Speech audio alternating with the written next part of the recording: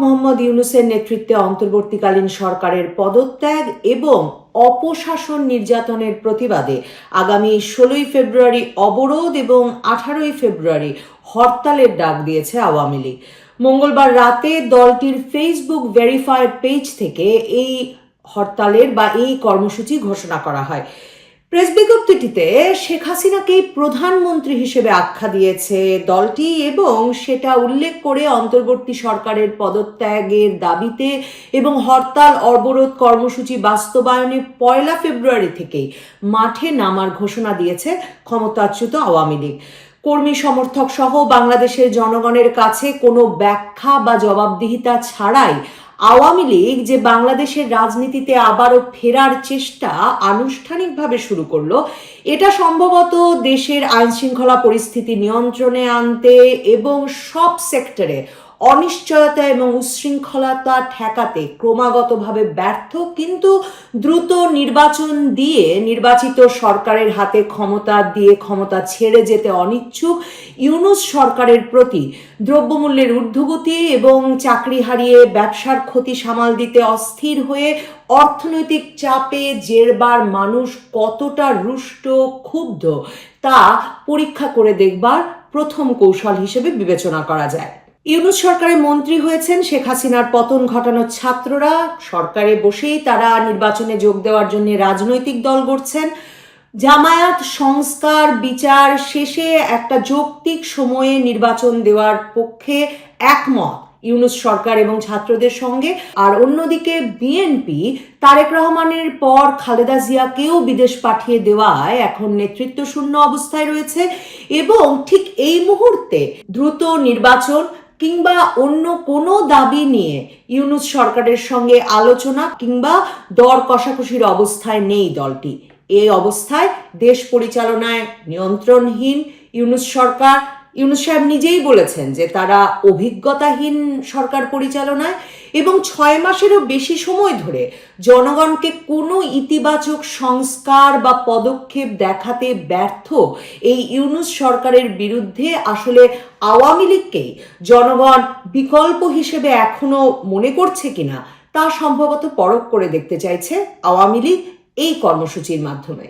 কিন্তু 5ই আগস্টে লাখো জনতার গণভবন অভিমুখী মিছিলের মুখে ঠিক কী পরিস্থিতিতে শেখ হাসিনা দেশ ছাড়লেন? সেনাপ্রধানের ব্যবস্থাপনায়, সামরিক বাহিনীর হেলিকপ্টারে করে, কিংবা তার চেয়েও বড় প্রশ্ন, এর আগে জুলাই আগস্টে ঠিক কোন যুক্তিতে হাসিনা সরকার কোটা বিরোধী আন্দোলনে রাজপথে নামা ছাত্রদের ওপর গুলি চালানোর নির্দেশ দিল?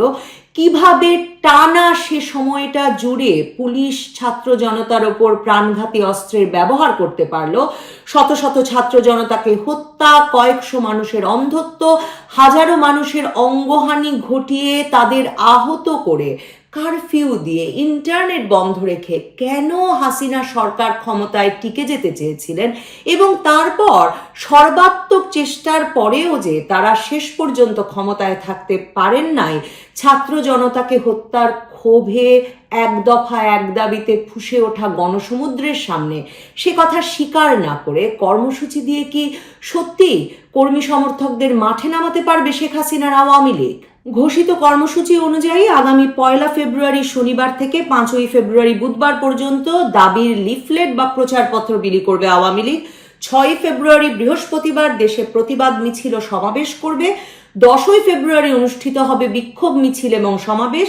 আর 16ই ফেব্রুয়ারি রোববার অবরোধ এবং 18ই ফেব্রুয়ারি মঙ্গলবার দেশব্যাপী সকাল সন্ধ্যা সর্বাত্মক কঠোর হরতাল কর্মসূচি ঘোষণা করা হয়েছে। দলটি যেই ভেরিফাইড ফেসবুক পেজে কর্মসূচি ঘোষণা করেছে সেখানে ছাড়া বর্তমানে আর কোথাও প্রকাশ্য উপস্থিতি নেই আওয়ামী লীগের। 5ই আগস্ট ক্ষমতাচ্যুত হওয়ার পর থেকে বাংলাদেশের কোথাও দলটির সক্রিয় কোনো কর্মকাণ্ড দেখা যায়নি। দলটির বেশিরভাগ শীর্ষ নেতাই দেশের বাইরে আত্মগোপনে অথবা পলাতক রয়েছেন কিংবা আছেন কারাগারে। গণ আন্দোলনের মুখে আওয়ামী লীগ সভাপতি শেখ হাসিনা ভারতে পালিয়ে যাওয়ার পর থেকে আছেন সেখানে। মাঝে মাঝে এই ইন্টারনেটে তার সঙ্গে স্থানীয় পর্যায়ের বিভিন্ন নেতাদের টেলিফোন কথোপকথন ফাঁস হয়ে গেলেও সেসব জায়গায় এখন পর্যন্ত 75 বছর বয়সী আওয়ামী লীগের নেতৃত্ব দেওয়া 45 বছর ধরে শেখ হাসিনার মুখ থেকে এই গভীর সংকটকালে নেতৃবৃন্দ নেতাকর্মীরা কোনো দিক নির্দেশনা, জুলাই আগস্টে তার সিদ্ধান্তের ব্যাখ্যা বা নেতারা যখন পলাতক বা বিদেশে নিরাপদ অবস্থানে, তখন দেশে থাকা লাখ লাখ সাধারণ কর্মী, সমর্থক বা আওয়ামী লীগের কোটি কোটি সমর্থকের বিপদের সহানুভূতি কিংবা সে পরিস্থিতিতেও তাদের মনোবল ফিরে পাওয়ার জন্য, মনোবল ধরে রাখার জন্য বা ঘুরে দাঁড়ানোর কোনো বার্তা পাওয়া যায়নি। 5ই আগস্ট শেখ হাসিনা যখন পালিয়ে ভারতে যান, তখনও সারা দেশে আওয়ামী লীগের নেতাকর্মীরা রাজপথে।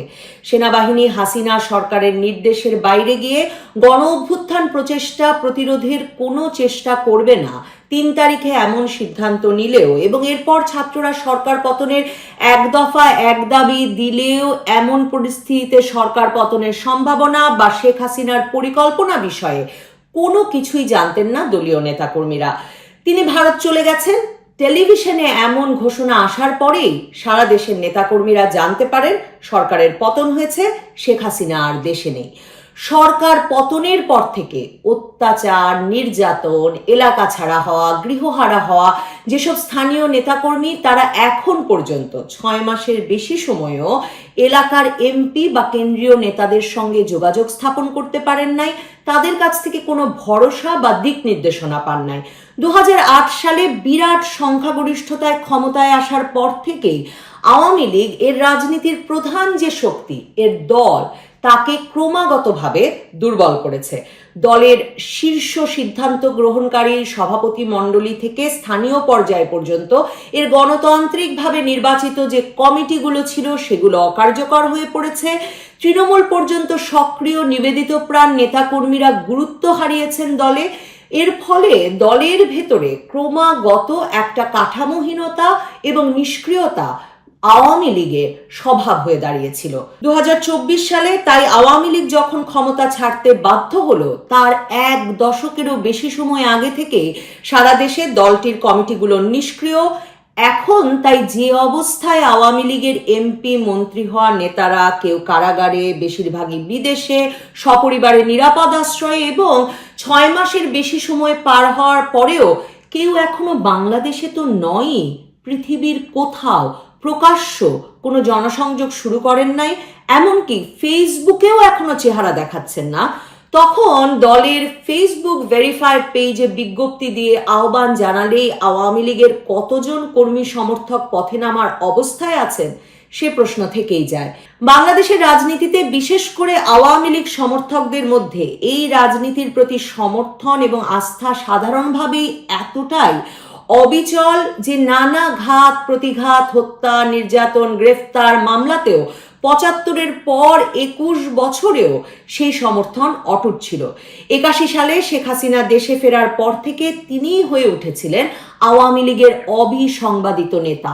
এ পরিস্থিতিতে 2024 সালের 5ই আগস্টের পরেও শেখ হাসিনার নিরাপদে থাকা, তাঁরই নেতৃত্বে আবার দলটির ফিরে আসার এই চেষ্টা হয়তো আওয়ামী লীগের লাখো কোটি সমর্থককে উজ্জীবিত করবে, কিন্তু এর পাশাপাশি শুধু দেশে নয়, আন্তর্জাতিকভাবে গ্রহণযোগ্য হয়ে উঠতে হলে 15 বছরের শাসনামলে যেসব হত্যা, গুম, মানবাধিকার লঙ্ঘন কিংবা ব্যাংক লুট, বিদেশে অর্থ পাচার বা দুর্নীতির অভিযোগ এসেছে, সেগুলোরও যুক্তিসঙ্গত জবাব এবং যথাযথ বিচার বা প্রতিকারের প্রতিশ্রুতি দিতে হবে হয়তো শেখ হাসিনাকেই। ফেসবুক পেজে আওয়ামী লীগের দেওয়া বিজ্ঞপ্তিটিতে আন্তর্জাতিক অপরাধ ট্রাইব্যুনালে শেখ হাসিনা সহ অন্যান্যদের বিরুদ্ধে হত্যা মামলা সহ অন্যান্য মামলা প্রত্যাহার এবং প্রহসনমূলক বিচার বন্ধেরও দাবি জানানো হয়েছে।